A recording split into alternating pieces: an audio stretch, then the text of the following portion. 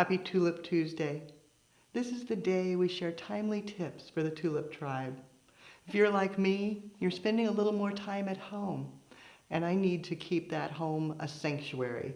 So I've been adding flowers and bringing in candles. And it made me think, candle care is a perfect Tulip Tuesday for right now. First, when you get candles, cut the wick down. You want about 1/4 of an inch. They'll burn better. When you're storing them, keep them in the refrigerator or freezer. They actually will burn slower if they're already cold. Then, when they get yucky, you've been using them for a while, again, cut the wick down, pick off any little cooties that may be on there, and to clean them up perfectly so that they look good as new, grab an old pair of nylons. Yes, you may have to find the nylons out of your drawer, and then rub like it's sandpaper, and it will clean it off. Now you know how to take care of your candles. Happy Tulip Tuesday.